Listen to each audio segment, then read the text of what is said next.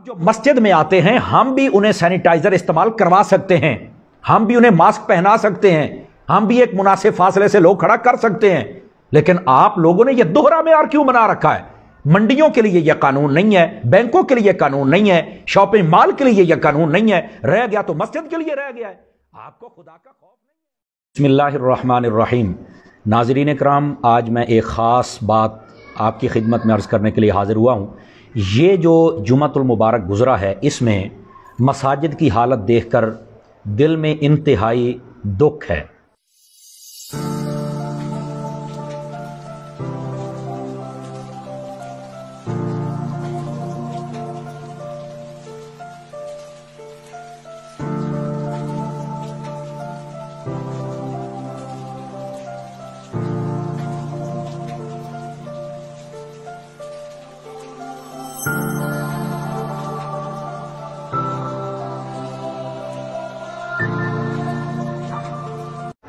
खुदा की कसम सोचा नहीं था कि हम अपनी ज़िंदगी में ऐसे दिन देखेंगे, मगर इससे बढ़कर अफसोस मुझे इस बात का है, सब इदारे खुले हैं लेकिन मसाजिद को बंद करने के अहकामात जारी किए जा रहे हैं। मैं हुक्मराने बाला से ये बात कहना चाहता हूँ, खुदा के लिए अल्लाह के अजाब को मत दावत दो। आपसे जो पहले हुक्मरान थे ना जी, उन्होंने मसाजिद से स्पीकर उतरवाए थे और देखो फिर वो कैसे इबरत का निशान बना दिए गए। आप खुदा के लिए मसाजिद बंद करके अपने लिए जिल्लत का सामान पैदा ना करें। और फिर मुझे इस बात की समझ नहीं आती कि जब बैंक के बाहर रश होता है या मॉल्स पर रश होता है या मंडियों में रश होता है, तो उस वक्त ना आड़तियों पे पर्चे होते हैं, FIR होती हैं, ना बैंक मैनेजर पर FIR होती है, ना ही उस वक्त किसी दुकानदार पे FIR होती है। अगर मस्जिद में नमाजी आ जाएं तो इमाम और खतीब पर FIR दे दी जाती है। यार कुछ खुदा का खौफ करो।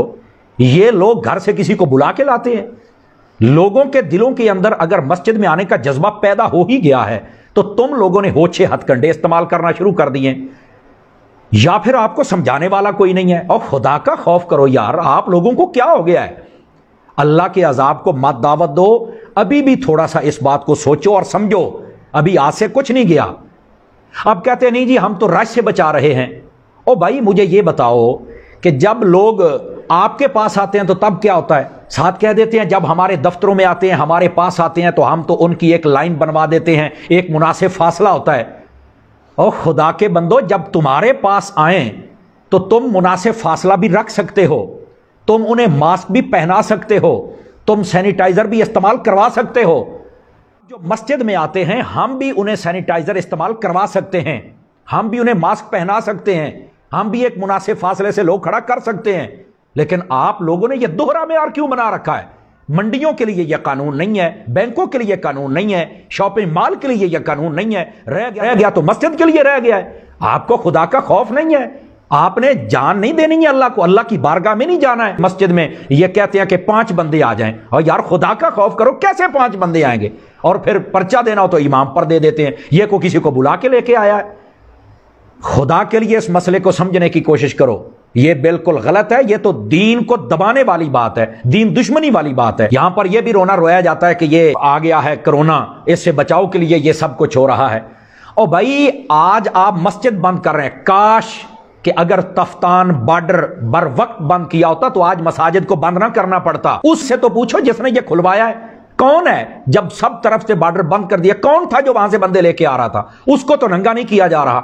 और फिर कई बेगैरत ऐसे हैं जो अभी तक मजहबी तबके को निशाना बनाए हुए हैं। फैलाने वाले और हैं, ये बचाने वाले हैं। जो या रसूलुल्लाह कहने वाले हैं, ये बचाने वाले हैं। और यही हैं जो गली गली निकल कर लोगों को राशन भी दे रहे हैं, यही हैं जो दुआएं कर रहे हैं, यही हैं जो तौबा इस्तिगफार कर रहे हैं, यही हैं जो लोगों को एहतियाती तदाबीर बता रहे हैं, यही हैं जो लोगों को बता रहे हैं कि तुम ऐसे तौबा इस्तिगफार सदका करते रहो तो अल्लाह इस बीमारी से नजात अता फरमाएगा। फिर ये कोरोना कितना अक्लमंद है यार, ना ये मंडियों में जाता है, ना ये हुकूमती मीटिंग में जाता है, ना ये सुबह शाम मीडिया के प्रोग्रामों में जाता है, और ना ही ये शॉपिंग मॉल के अंदर जाता है, ये सिर्फ मस्जिद के अंदर ही जाता है। इतना सियाना कोरोना कहां से आ गया यार?